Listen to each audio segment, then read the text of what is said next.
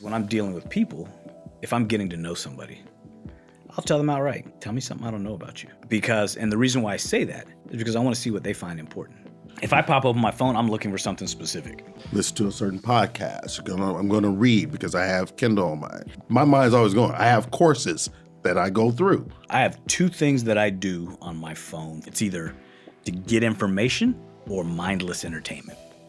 Coming to you for your coaching. I'm vetting you like, all right, what do you know? And then what do you know about me based on what I told you?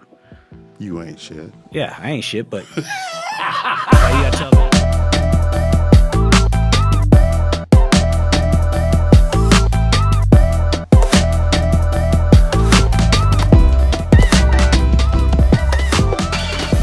Welcome to another episode with Coach KJ and Doc. Across from me over here, It's Coach KJ. better known as Kenneth Johnson, and yours truly, Doc, Leonel Hunt.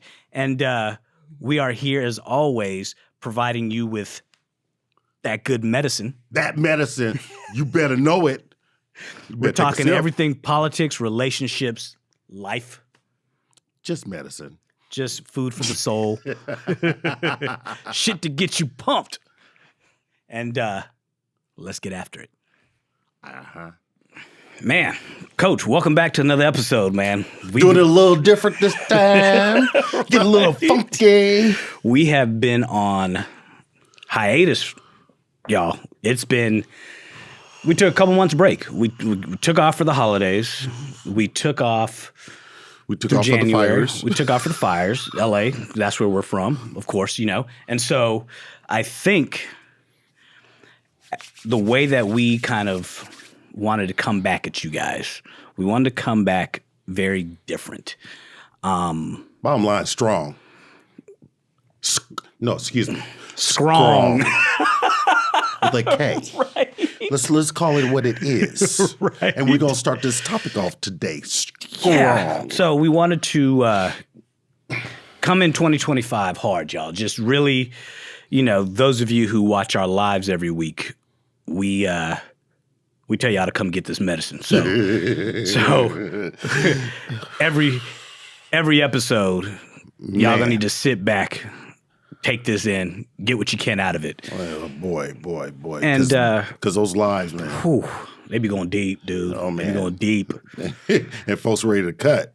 Yeah. And so here's the funny thing, man. We were talking about what people need for 2025. Everybody's got this idea of, let's start new, let's start fresh, let's do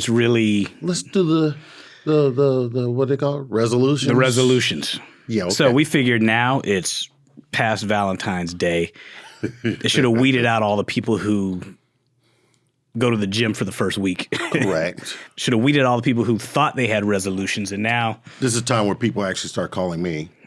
They don't call me in January. No. They call me after February. the serious people. February. Yeah, the serious people, though, right? Yeah. Yeah. For real. And so the idea is, how do you weed out those people? How do you know who's real and who's not? And that's a whole question that we should be asking ourselves in life in general. You hear this word all the time, but do people really understand what that word means? Well, you think about it. We all talk about, the vetting process. Yeah, that's what I'm talking about. Yeah. And I guarantee people don't even know where that came from. I'll tell you. Look at the word. It says vet. Mm-hmm. So the vetting process, which what we're going to talk about today, is actually a term that came from to vet, meaning it's from the horse racing community. Mm-hmm. A veterinarian would come, correct, examine the horses and see if they were fit to race, healthy to race. Are they fit to win? Are they fit to get through this? And so they started calling it the vetting process. And so whether we like it or not, or want to believe it or not, I think we do it all the time. Mm-hmm. Or we should be doing it. We should be doing it all the time. We should, but do we? I'll tell you, as a business owner, as a dealing with a lot of different aspects of my entrepreneurial world, my philanthropic world. You got to vet. Background checks. You don't know what a person's the first part of the vetting process is the resume. Mm-hmm. You're looking at that resume and saying, okay, do they have qualifications on paper that meet my needs, that meet what I'm looking for? Because it's for you. Oh, yeah. And so I'm looking at this thing and I'm saying, okay, does this person look good on this piece of paper? And then you're asking yourself, are these lies? Right. How often are they lies? They are exaggerations of the truth a lot of times. Seriously, they do. They do. I mean, if you really think about it, and y'all know this. Everybody, think about when you meet people. People show up with their agent. Yes. We're in Hollywood. People.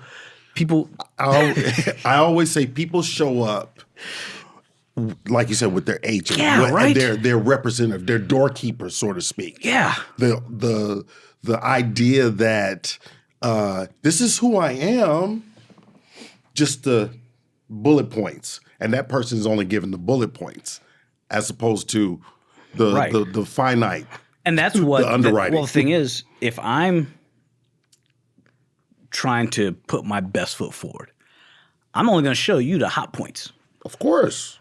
If you're trying to do business with me, if you're trying to be my friend, whatever it is, it's up to you at this point to do your homework. Mm-hmm.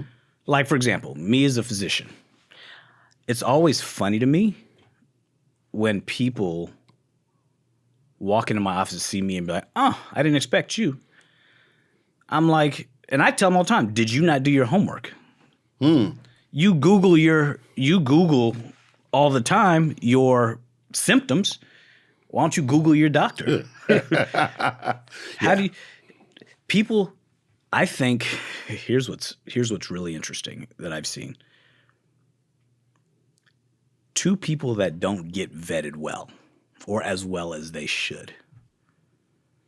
The people you date don't get vetted well, and people don't vet their doctors well. They just go because you'd be surprised at how many people come see me just because one other person or two other people said, go see this guy. Yeah. You didn't talk to anybody who knows if I'm skilled or not.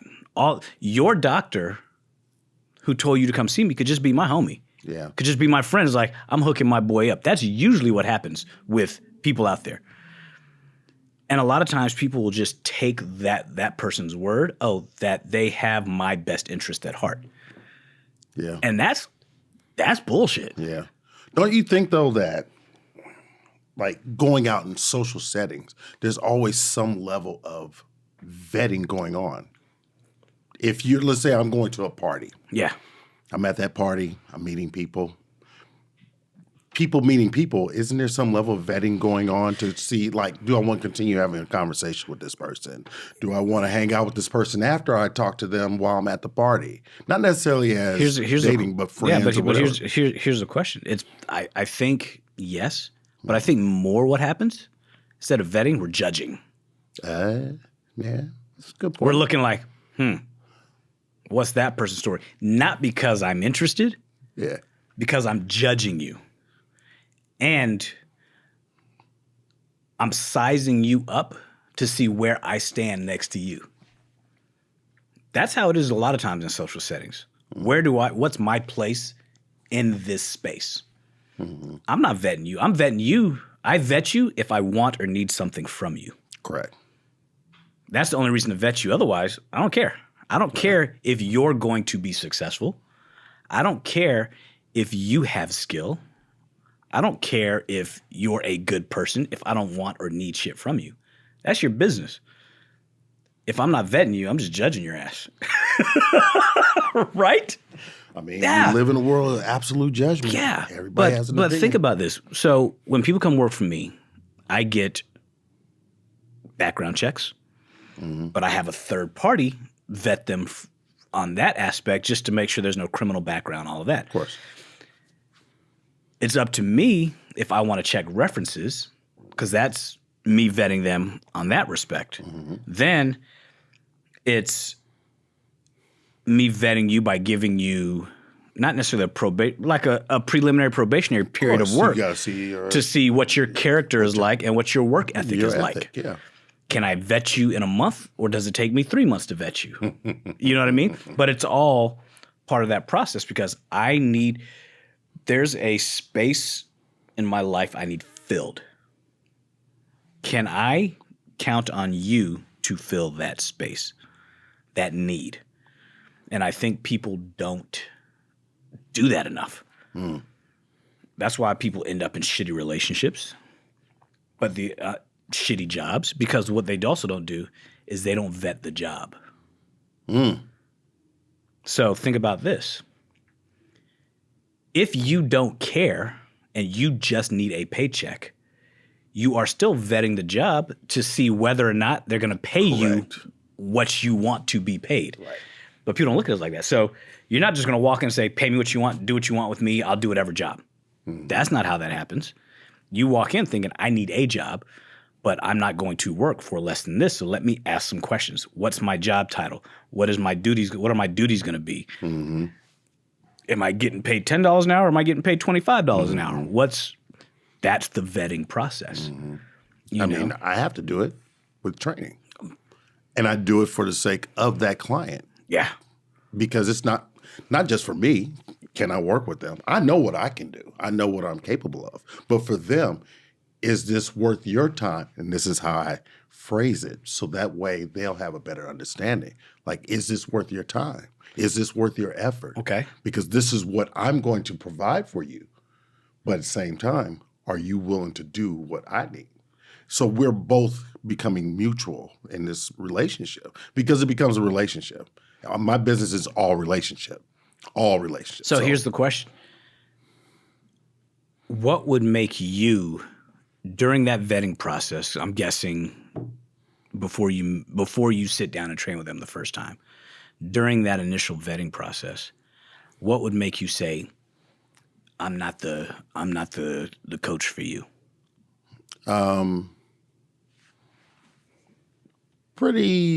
Let's see. What would be like? What are some hard no's? Like, yeah, I can't. This isn't a fit. I'm not going to train. I can't train you. I can't coach you.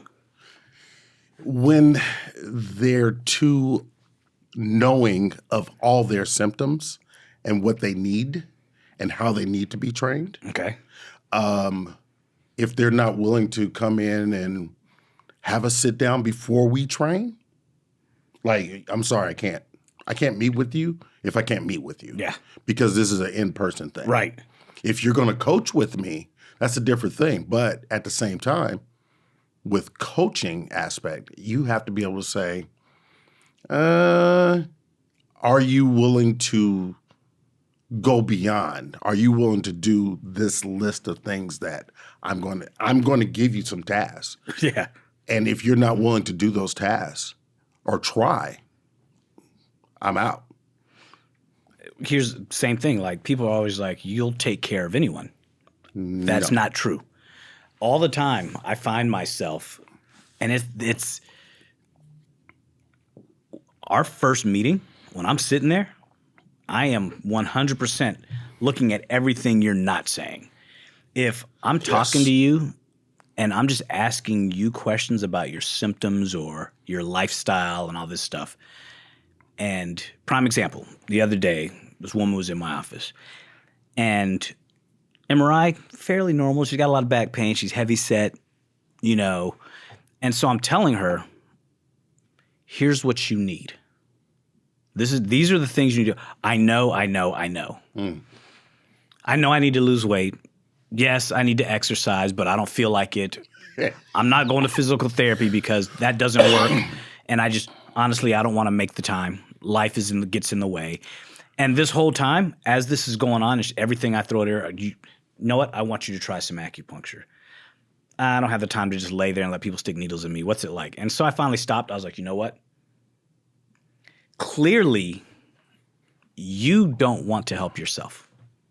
And because you don't want to help yourself, I can't help you. I'm a surgeon. I have absolutely nothing for I was like, you. I'm a surgeon. You don't need surgery, but I'm telling you all the things you need, and you simply can't wrap your head around the idea of I need to put in work so he doesn't have to. I tell people all the time, if I'm working hard, you're having a bad day. Yeah. You're having a real bad fucking day.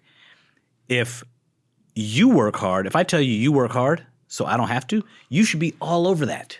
Right. Also, what she's saying is I'm not willing to do better because I need you to do better for me. I need you to do it all. It doesn't work that way. I need you to do it everything. doesn't work that way. And so, nothing works that way. And so I was like, immediately in my brain, I can't help you. So I've had patients who I've told outright, you absolutely need surgery. I'm just not the surgeon for you. And they were like, well, why not? I was like, because your attitude towards me shows that this isn't going to be a partnership. And I don't foresee you getting a good outcome no matter what I do in the operating room. Yeah. Because you're not going to follow my instructions. No, I promise, doctor, I will. I'm sorry. Yeah. I've never regretted not operating on someone. There's people I've operated on, I'm just like, I've had to fire clients. And so if I don't go down that path, I am not obligated to give you my services. But that vetting process for me starts the minute you call my office to schedule the appointment. My staff will tell me, oh, that person's kind of rude. Or the nurses that check you in will say, that this is going to be a tough one for you. Yeah. That vetting process is already starting. Yeah. Because I'm like, I haven't even met you yet and you're already a problem. Yeah. I'm going to give you information. The bottom line is the vetting process is just understanding and setting your boundaries. And it's actually just self-respect. It's your own personal respect for who you are, your worth, your space. That's it. The funny thing is that people, the two most important things in their life, they spend the least amount of time vetting. How they're going to make their money and who their life partner will be. Mm-hmm. People always say, no, the dating is the vetting process. But a lot of times when you're dating, you're not really vetting them. You're trying to get them to fit this ideal narrative because you like them. And you're hoping that they fit this narrative. So you're ignoring the shit that you should not ignore. Mm-hmm. When you're going to get a job, they throw some money at you. You're ignoring all this shit because, damn, that paycheck is nice. Yeah, you didn't see all the tasks that were needed and asked of you. Exactly. To get the check. Now you realize, oh shit, I'm in this deep. I gotta go this length to get this check. Yeah. Oh. People don't ask enough questions. No. And I think that's one of the biggest problems I see, man. Just in talking to friends and talking to you fools out there. People don't ask enough questions. I tell people all the time, ask me something. What do you want to know? I'm an open book. But don't you want to know anything about me? But that goes back to also what we were talking about a couple weeks ago. No one wants to do any critical thinking. No one wants to do critical thinking. Nobody wants to challenge their own perceptions. Oh. They're giving their thoughts. And so asking whether they're relevant or irrelevant, mm-hmm. you're getting information. When somebody's giving you the opportunity to get information, take that information. Don't just take for granted that, oh, this person over here says they're cool, so they got to be cool. Yeah, that's that bullshit right there. You're going to be stuck. You're going to be stuck on stupid once you really find out. People always say, you're too picky. You're always hard on people. I'm not hard on people. I'm harder on myself. Yeah. But I tend to have these conversations and I just pull. I'm like, give me something to go on because right now I'm not impressed. And if I say I'm not impressed and I'm sitting here talking to you, it's not your job to impress me. It's your job to inform me and then let me decide whether that shit impresses me or not. Mm-hmm. But if you're not even giving me something, Now, what do you have to say to those people that say, "Oh, that's so arrogant. Oh my God, you're so arrogant." You know you're gonna hear that. what do I say to them? Yeah. That's your opinion. And you are entitled to it. Yeah. Cool. You can think what you want of me. I'm cocky, I'm arrogant, whatever you want to say. I tell you what. Whatever you're thinking about me, nobody ever calls a loser cocky and arrogant. If you don't think I have my shit together, you're not going to call me arrogant.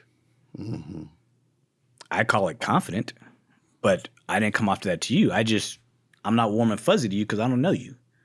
So what you're considering arrogant and cocky is just me being standoffish because I don't fucking know you. I don't owe you shit. You know? Why? Because I'm sitting back and I'm either letting you rise to the challenge or bury yourself. I don't have to say a word. I'm just letting you do you, and I'll decide whether or not it's good enough for me. Yeah. But that's you. You know what I mean? That's what you want. That's what you expect. And there's nothing wrong with that. There's nothing cocky about that. No. Truly, there's nothing cocky about that. And why am I cocky? And I'm not saying anything about myself. I'm asking you questions. How's that arrogant? Because I'm asking you questions. Yeah. I'm giving you the opportune time to pump yourself up. But I'm cocky and arrogant because you don't know how to pump yourself up. That's some dumb shit right there. Fucking silly. Yeah. It's like my nerves are bad. I feel this way, or I feel some kind of way. So I have to put it on you as opposed to dialing back and putting it on me. No, man, That's what ended up happening. right. And I sit back and I listen to people around me, man, and just I think about how people end up in shitty relationships, shitty jobs. How they become fast friends with people, overusing that term, friend.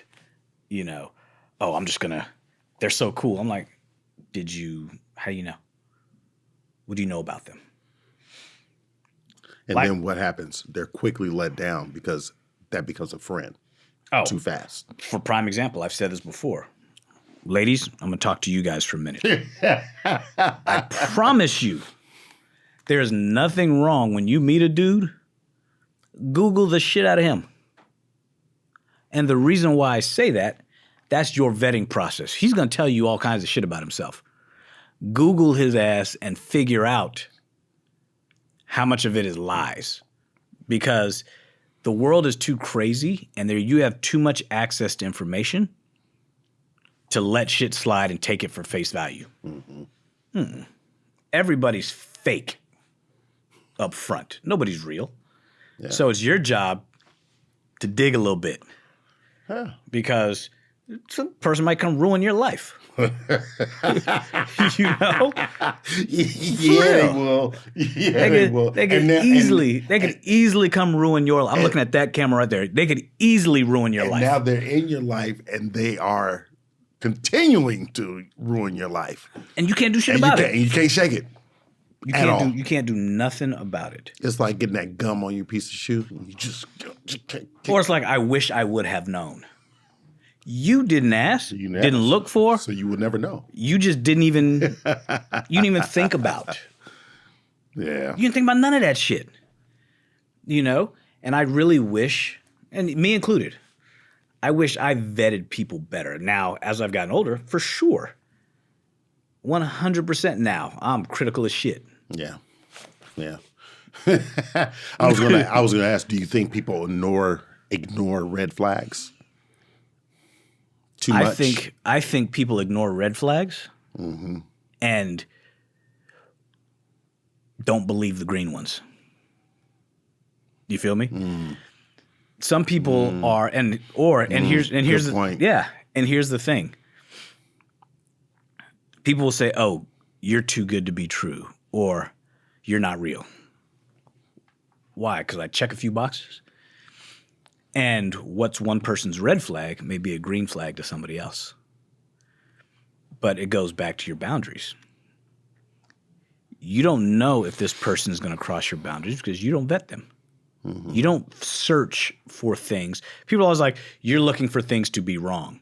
No, I just go into shit with my eyes open. Yeah. I don't close my eyes and hope that shit's better. Yeah. No. Yeah. Close my eyes and hope that I'm not going to get punched in the face. No. Yeah. Do you vet your own processes better or harder than you do other people? Say that again. So do you vet yourself on your thoughts and your patterns that you might, how you do things, how you interact? Nah. Okay. I'll tell you the reason why I don't. Okay. Because I've done it already. Yeah. Yeah. I have. That's why we owe. Yeah. I've done it already. So I can't recreate that wheel because that wheel's been spinning for 52 years. I can't unthink the process of thinking. So now when I approach people, I know what things I've overlooked in my past that came out to bite me later. So I don't overlook that shit no more. Yeah. I don't look for it, but I recognize it the minute it pops up. Happens. Yeah. I recognize it. You're like, oh, I've seen this before.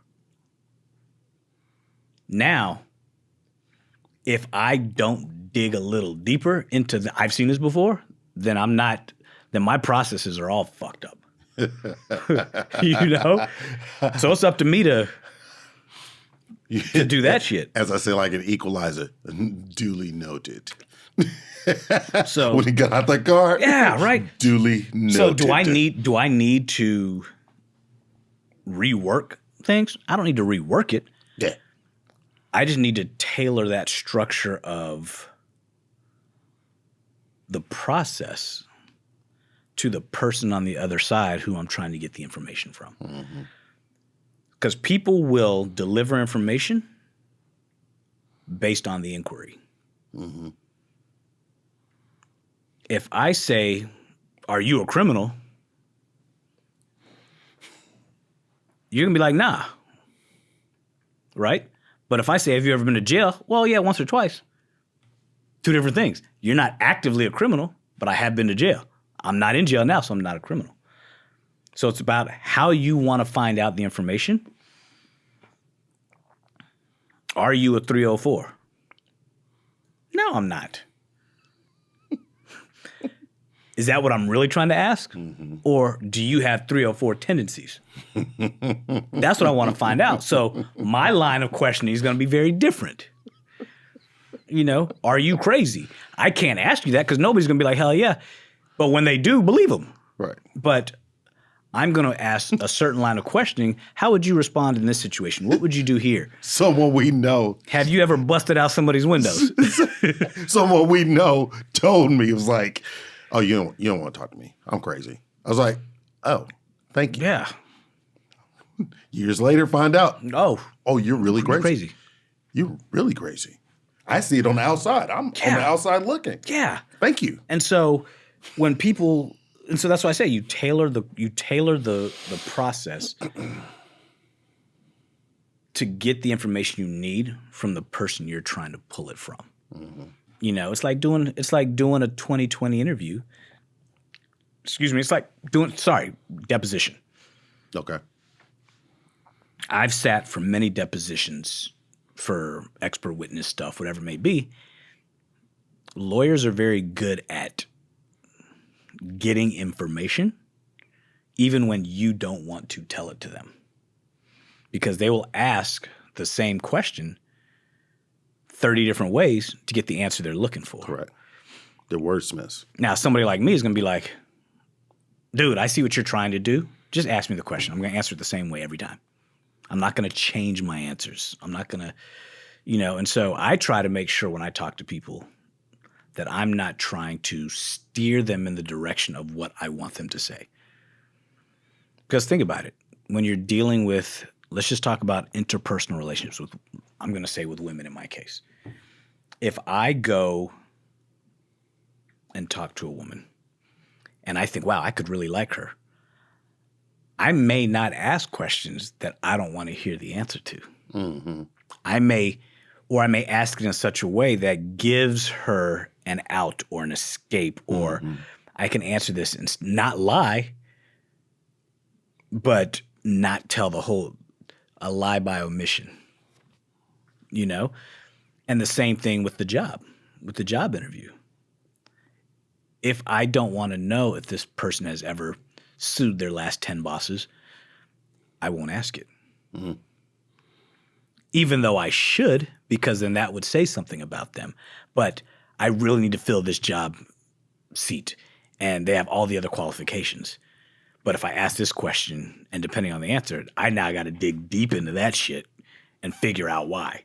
And then, damn, now my seat's vacant again because I can't hire that person. No. You know? And so these are all things you think about, or you should think about. I was going to say you should. And people get their nuts in a bunch because they don't ask the appropriate questions. No. You know? No. People avoid. It's just funny, man. Yeah. Yeah. People avoid, man. People, like I said, people don't want to think. They don't want their not even optimism, their positivity. They're like, I just got to see the good in it versus the reality in it. And there's nothing wrong with that, but you're going to miss out on so much and shoot yourself in the foot at the end of the day because you decide to be positive. Right? But people, I'm up here. Yeah. Here's the thing too. People who are smart, right? They'll people who they're smart. people who are smart, right? Will understand why you're asking this question or why you're seeking certain information, and will manipulate the answer to make it what they think you want to hear. The problem is, like when I'm talking to people, I might throw out a question that's so far left field that when I come with the real question, it doesn't give them time to think about a textbook answer. You know what I mean? So I'll throw something over here. Or AI answer. Yeah. You know? And like, so, oh, you got to think. Right, because when you ask people questions, they're looking, especially if they want something you have, they're going to try to anticipate what it is that you want to hear to put them in the best position to be where they want to be in your world. Whether it's one of your boys, whether it's a woman that's trying to be, you know, Mrs. Coach, you know, whatever it may be, they're going to be like, all right, what do I think he wants? How do I want him to be? And it's up to Coach to vet and see if she's Mrs. Coach material. We don't spend the time to see if somebody has all the qualities we want and need because we're too accepting of everybody's faults, even if they're full of them. They have so many faults, but I just want somebody. Dude, that ain't for you. Right. That ain't for you. And people don't know how to say, this just isn't for me. So they pick the low-hanging fruit. Because it's easy. But it ends up being some of the worst mistakes they'll ever make because that shit wasn't for them. And then they just get caught up and caught up and caught up. And they get caught in that vicious cycle. Yeah. And it's because it kind of creates a false reality, like the shit they create in their head. Like they're trying to answer the question based off of what you want. Right. You know, it's like, is that you though? Because it's being genuine. Yeah. Yeah. Because down the line, the reality is going to come out, and it ain't going to be that far down the line. You may not make it, like for a job, you may not make it to that first paycheck. Right. But the thing is, or when you lie about your abilities. You know, I'd say this all the time to dudes. It's going to sound kind of crass, y'all. But I say this to dudes all the time. Don't lie on your dick. It's the truth. Don't say you're capable of doing something that you ain't capable of doing. Girl, I'm going to break your back tonight. Really? You got to have a front. Right? I mean, seriously. It's You know what it remind me of? On the other side, think about when, what was that? I'm going to get you, sucker. okay. When they were in the bedroom, and she started pulling. She's like, well, if that's the case, she started pulling everything out. You like, everything was fake. Right? And then he pulled that wig off. Did she pop off her leg? Yeah. Yeah. Yeah, pulled the butt out, everything. Man. But it's like you create this false narrative. You thought, oh, I got a gym. Why? Because you were so caught up in the aesthetic that you didn't vet the character. I mean, we see that all the time. Mm-hmm. Men, more so than women, we get caught up in different things. Mm-hmm. We get caught up, dude, she is so stunning. She's this, that, and the other. We don't see the shitty side of her because we're blinded by the sun. Mm-hmm. Throw it up in the air, it turns to sunshine. Mm-hmm. Yeah, it gets you some shades. But seriously, it happens. And women the same way. They don't realize he's a shitty dude because their vetting process was 6 foot, 6 figures, house, car. No roommates. What's his relationship with his mama? That's part of the vetting process. Mm-hmm. Does he have women in his life? That's part of the vetting process. How does he treat his kids? Vetting process. How does he treat his friends? Have you been around him when he's with his friends? How does he treat you when he's with his friends? Do you know his friends? These are all right. These are all things that. Does he have friends? These are all things that people escape. Yeah. I'm going to compartmentalize and put her over here or put him over here. Are you vetting him? Are you figuring out if he's a fit? Are you figuring out if she's a fit? Or are you just accepting, I'm good for now? That shit ruins your life. It will 100% ruin your life. And if that's the case, you need to understand, where are you in this process? Are you just out to get whatever you get? Or are you out to get what you really want? Right? I think people don't know how to get what they want because they don't want to go through the process. And a lot of times they don't know what they really want. And this is, you guys, I'm looking at that camera. This is what, a bunch of them up in here, but I got you. This is what you guys don't seem to understand.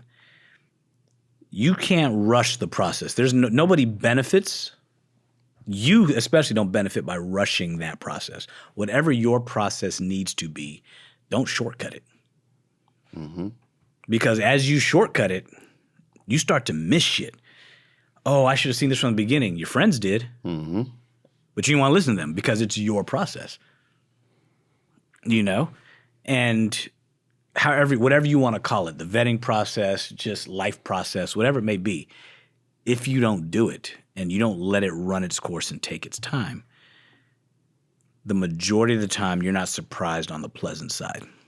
The majority of the time you're surprised on the, damn, I just got my ass kicked. Yeah. Because isn't it the whole vetting process is to have a very particular outcome? Or is it to have in an area of outcome? Yeah, I think, yeah. I mean, that's the bottom line. We always want to get to an end result, so to speak. I'm going to tell you, the number one goal for me for the vetting process is to win.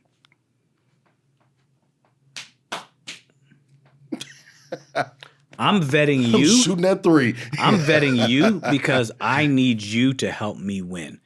The vet doesn't go examine this horse just to make sure he's healthy and he's going to go home. The vet's going to go and make sure that this horse is healthy to win. Mm-hmm. And so why would you ever not go through that process? Why else am I going through this process? I'm trying to win. Right. I'm not trying to just be okay. Yeah. This horse race of life. Yeah. I'm a vet the jockey. I'm vetting the saddle. I want to know who made the saddle. I want to know who made my boots. Who made the shoes? Yeah. Everything. I'm trying to win. Yeah. You know? Yeah. And so what's the nutritional plan for this horse? What's the jockey's nutritional plan? Everything. And coming to you for your coaching. I'm vetting you like, all right, what do you know? Mm-hmm. And then what do you know about me based on what I told you? You ain't shit. Yeah, I ain't shit, but why you gotta tell them that?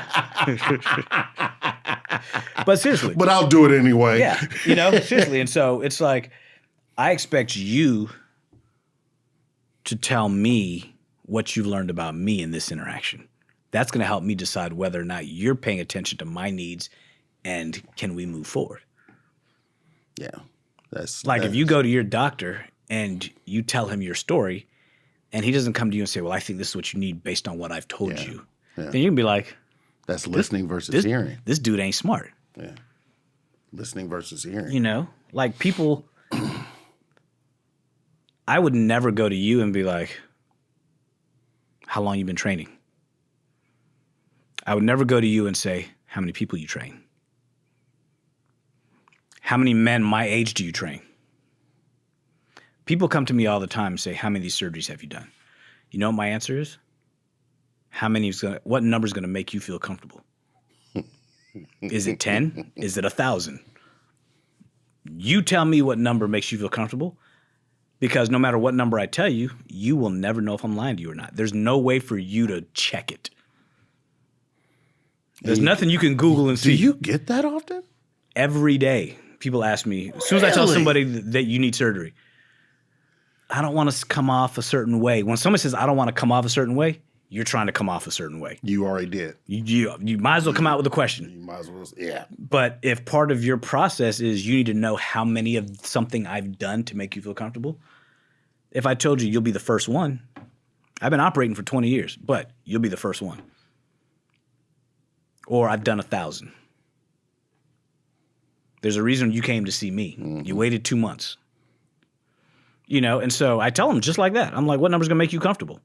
So you're asking the wrong questions in your process. It sounds so harsh, but it's just real. Yeah, you're asking the wrong questions in your process. If you want to know if I am capable, don't ask me if I'm capable, because I'm going to tell you yes 100% of the time. Of course. Go do your homework. Mm-hmm. I can't tell you what homework to do. I can't tell you what you should. Patients ask me this too. What other questions should I be asking? Every single patient asks me. Really? Because we'll get through the question and answer period, and then they'll be like, what other questions should I ask? Wow. And I'm like, I don't know. I know everything about me. I don't know what you want to know about me. Interesting. I don't get that with training. Yeah. What questions should I be asking you? You go home and think about it, and then when something comes up, you send it to me. I'll answer it. Yeah, just text me. Yeah. Yeah. But what's funny is when I'm dealing with people, if I'm getting to know somebody, I'll tell them outright. Tell me something I don't know about you. Mm-hmm. And the reason why I say that is because I want to see what they find important. Yeah. Either if somebody asks me that, tell me something I don't know about you. I'll think of a fun fact. Mm-hmm. Bet you didn't know this. And I'll just roll something off. They're like, oh, shit. Yeah. My favorite is tell me a story. Tell me a story about yourself. Tell me a story. Or just tell me a story. You know how many people get stuck on that? And they're like, story? What do you mean, like a funny story? Whatever you like. Tell me something about you I don't know. Because you not being able to tell me something or come up with something says a lot about you. What you come up with tells me how you think. And it tells me what direction you want this conversation to go. So I'm giving you the opportunity to be in the driver's seat without telling you you're in the driver's seat. And if you don't know how to take the wheel, you're not good at vetting, because you could take the wheel and start vetting me as opposed to me vetting you.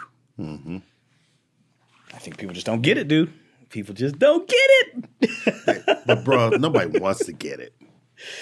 I think they do, but they don't. They do, but they don't. They want this outcome.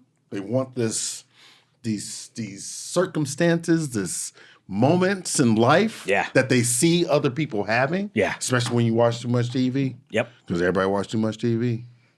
I watch my TV. Oh, yeah. I watch it at night. Yeah. Yeah. I catch a few things here and there, but yeah, no. It's my lullaby. Yeah. Yeah. Yeah. But people spend too much time on these screens. Yeah. Yeah. We all do. And they'll make excuses as to why they're spending time on these screens. They spend time on the screens, but they're not spending time on the screens looking up what they need to look up. Things that are going to they're not vetting anything. They're not vetting. Yeah, they're just taking in useless information about everything. Yeah. Yeah. Yeah. If I pop open my phone, I'm looking for something specific. Oh, I heard this. Boom. Listen to a certain podcast. I'm going to read because I have Kindle on my mind's always going. I have courses that I go through. I have two things that I do on my phone or TV. It's either to get information or mindless entertainment. One of those two things. I'm not taking this as fact. I'm taking everything in to see what everybody else is listening to, so I can weed out that shit and know how to have a conversation. You know, because the more things you read, the more things you watch, the more information you take in, you can relate to other people because that's what they're saying. And if I'm going to vet you, I got to know how you think first. I got to try to learn how you think, so I got to watch what you watch, read what you read. Or not. Right? Some things you're like, no, I'm not. I'm not. So it's getting close to that time, and I want to kind of start trying to wrap this up. And one thing I want to say, in summary, is basically do your homework, you guys. I'm going to talk to you guys out there. Take the time to really understand the people that you're trying to bring into your world. Take the time to vet everybody. Take the time, especially the people that are going to be most important to you. Your boss, your subordinates,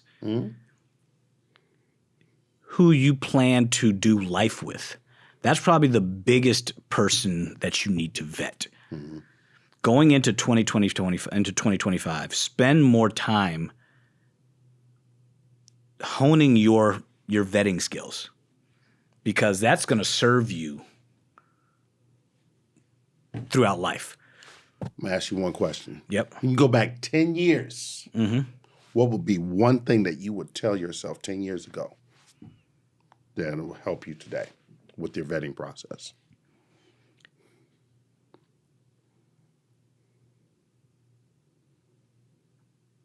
Listen more with my eyes.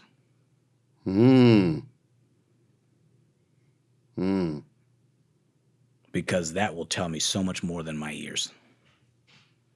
I wasn't ready for that. That's what I've learned. Yeah. I would say biggest thing for me is just always listening me even more. Like, listen. Yeah. Take it in. People are going to be like, how you listen with your eyes? Learn that skill. Yeah. Your shit will go to the next level. Yeah. Yeah. 100%. Yeah. Dude, I'm digging this episode, man. I really enjoy where this. We came in biting. What gave people something to chew on? Yeah. I think this is the direction we want people to go with this episode. Y'all need to learn how to just scrutinize shit. It's okay to question. It's okay to dig deep. Don't settle for the surface shit. Right. Don't settle for that shit. You'll never win. Live your best life by vetting. That right there. Vetting what you want in it. Right. And how you want it. For real. For real. Full show. And hope y'all like that medicine y'all got today. And on that note, y'all, we out. Yeah. Great show as always. Coach KJ, man. Where they going to find you, man? Man, they going to find me at Coach KJ Knows on Instagram. Almost forgot. And CoachKJ.com, where they got you, Doc. You're going to find me at Lionel Hunt on IG. You'll find me at huntspine.com. Everything y'all want to know about this. You'll also go check out the Hunt Foundation, man. Mm-hmm. Go check out thehuntfoundation.org. Good things happening over there. You're going to find us both at SOE_podcast on IG. You'll find us at podcastsoe.com. Everything Coach and Doc. Go ahead and vet us. And go some old episodes, vet. Exactly. Go check it out. And bring it Everything's listed there. Check us out on YouTube, Spotify, Apple. Everything you want to know, that weekly medicine is there. Go feed your soul. Get your medicine. And we out.